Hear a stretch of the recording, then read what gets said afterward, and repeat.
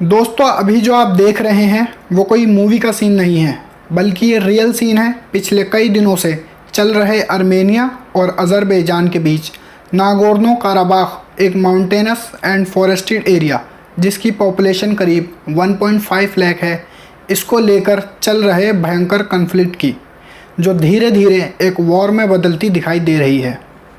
तो आखिर ऐसी क्या बात है जो ये दोनों कंट्रीज़ ऐसे टाइम में वॉर के मैदान में उतर रही हैं, जबकि पूरे वर्ल्ड में कोरोना ने पहले ही तबाही मचाई हुई है। हेल्थ सिस्टम बुरी तरह चरमरा चुके हैं और ज़्यादातर कंट्रीज़ की इकनॉमी ज़मीन के नीचे जा चुकी है। जानेंगे आज की इस वीडियो में। हेलो फ्रेंड्स, कैसे हैं आप लोग? मैं हूं आपके साथ अजीज़ अहमद और स्वागत है आप सभी का आपके अपने YouTube channel GK study hive पर।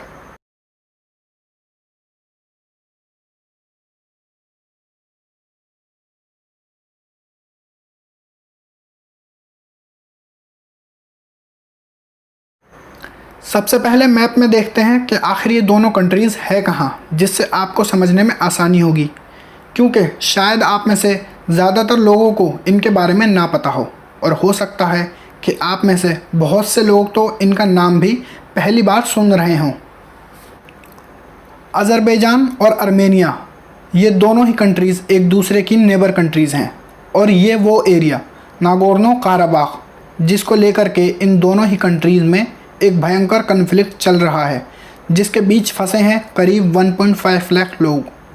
अब अगर आप इंटरनेशनल लॉ और किसी नॉर्मल मैप में देखेंगे तो आपको ये पूरा एरिया अज़रबैजान के अंडर देखने को मिलेगा, क्योंकि 1990s में सोवियत यूनियन ने इसे अज़रबैजान के कंट्रोल में दे दिया था। अब ये दोनों ही कंट्रीज़ ना एरिया में और ना ही पॉपुलेशन में कुछ ख़ास बड़ी हैं।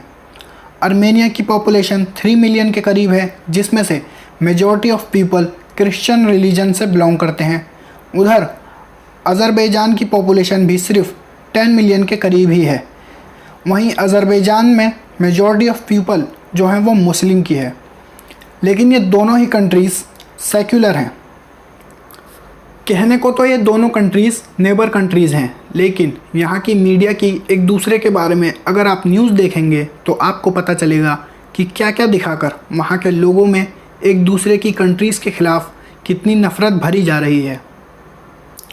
थोड़ा सा अगर हम इन दोनों कंट्रीज़ की हिस्ट्री पर नज़र डालते हैं तो हमें पता चलता है कि ये दोनों ही कंट्रीज़ 1990s में यूएसएसआर सोवियत यूनियन के टूटने से पहले सोवियत यूनियन का ही पार्ट थी, और साथ ही जिस एरिया नागोर्नो काराबाख के लिए ये कन्फ्लिक्ट चल रहा है वो भी सोवियत यूनियन का ऑटोनोमस पार्ट था, जिसको तब सेंट्रल गवर्नमेंट द्वारा डायरेक्ट कंट्रोल किया जाता था।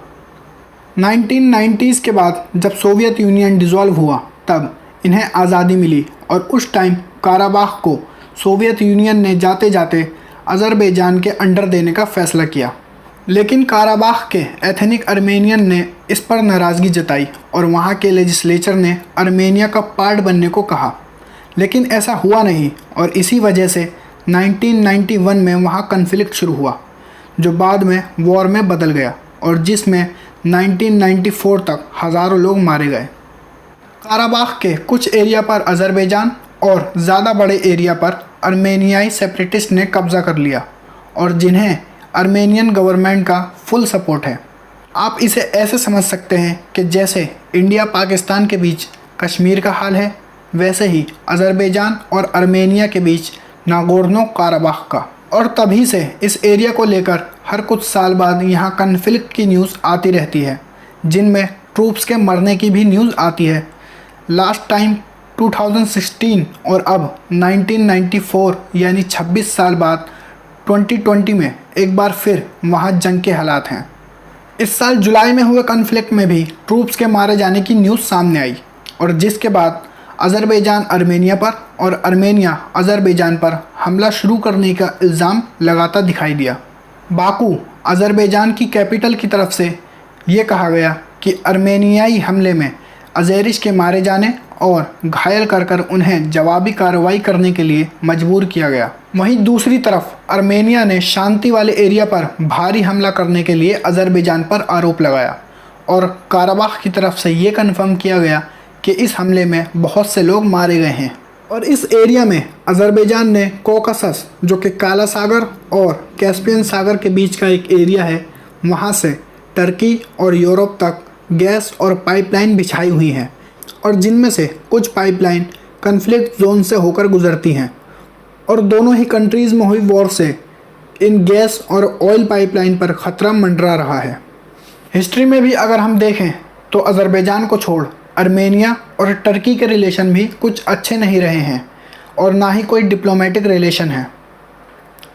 1990s में वॉर के टाइम भी टर्की ने आर्मेनिया से लगा अपना बॉर्डर सील कर दिया था।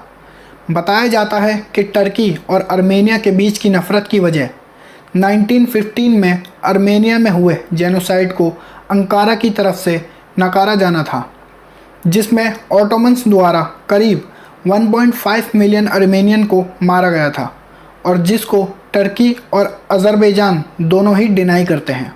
वहीं दूसरी तरफ टर्की और अज़रबैजान में कल्चर और हिस्टोरिकल लिंक देखने को मिलते हैं। अज़रबैजानीज़ भी टर्की एथनिक ग्रुप का ही पार्ट हैं, और वहाँ की लैंग्वेज भी इसी ग्रुप की है। और इन्हीं अच्छे रिलेशन की वजह से टर्की ने आर्मेनिया को ही वॉर का ज़िम्मेदार ठहराया है, और अज़रबैजान के सपोर्ट में कहा है कि हम अज़रबैजान के साथ हैं और हर तरह से इसकी मदद के लिए तैयार हैं।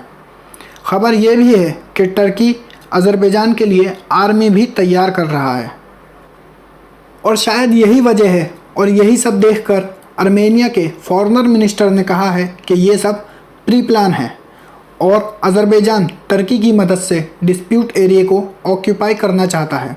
हालांकि इससे पहले भी टर्की उन एरिया के कन्फ्लिक्ट में हिस्सेदार रह चुका है जो पहले ऑटोमन एम्पायर में आती थी। और यही नहीं, अज़रबैजान के लोगों की भी यही डिमांड है कि इस डिस्प्यूट एरिया को ऑक्यूपाई किया जाए, और इसी वजह से जुलाई 2020 में आर्मेनिया के ख़िलाफ़ जंग करने को लेकर यहाँ प्रोटेस्ट भी किए गए, और सरकार पर प्रेशर डाला गया कि वो आर्मेनिया के ख़िलाफ़ जंग छेड़ दे। ये देखकर आप ये कह सकते हैं कि अज़रबैजान के लोग कुछ ज़्यादा ही नेशनलिस्ट हैं, या उनमें कुछ ज़्यादा ही नेशनलिज़म है, या फिर ये उस मीडिया का असर भी हो सकता है जो इन कंट्रीज़ में एक दूसरे के ख़िलाफ़ प्रोपेगेंडा चलाती हैं और वहाँ के लोगों को एक दूसरे के ख़िलाफ़ भड़काती हैं। वहीं दूसरी तरफ रशिया की बात करें तो रशिया के रिलेशन दोनों ही कंट्रीज़ से अच्छे हैं। वहीं रशिया दोनों ही कंट्रीज़ को हथियार भी सप्लाई करता है, और आर्मेनिया में तो रशिया का एक मिलिट्री बेस भी है। और शायद यही वजह है कि रशिया हमेशा ही दोनों कंट्रीज़ के कन्फ्लिक्ट को सॉल्व करने के लिए सबसे आगे दिखाई देता है, और किसी एक कंट्री की तरफ जाना शायद रशिया के लिए मुश्किल होगा। हालांकि हर बार जब भी इन दोनों कंट्रीज़ में कन्फ्लिक्ट होता है तो ज़्यादातर नाम रशिया का ही सामने आता है। तो वॉर के हालात अभी भी बने हुए हैं। आगे क्या होगा इसको लेकर अभी कुछ नहीं कहा जा सकता। आने वाले टाइम में इस कन्फ्लिक्ट में कौन कौन सामने आता है पता नहीं। वैसे फ़ायदा तो इसी में है कि इस मसले को बात कर कर सुलझा लिया जाए, क्योंकि अगर जंग होती भी है तो हारने वाला तो सब कुछ खो ही देगा, लेकिन जीतने वाले के हाथ भी कुछ आने वाला नहीं है। तो आपको इस बारे में क्या लगता है कि आखिर इन डिस्प्यूट एरियो का क्या करना चाहिए? ज़रा सोच समझकर अपनी राय बनाइएगा। साथ ही वीडियो के बारे में आप नीचे कमेंट बॉक्स में लिखकर मुझे बता सकते हैं। वीडियो अगर पसंद आई हो तो वीडियो को लाइक कीजिए, शेयर कीजिए, चैनल को सब्सक्राइब कीजिए और बेल आइकन दबाना ना भूलें ताकि आगे आने वाली वीडियो की नोटिफिकेशन आपको मिलती रहे। तो चलिए मिलते हैं नेक्स्ट वीडियो में।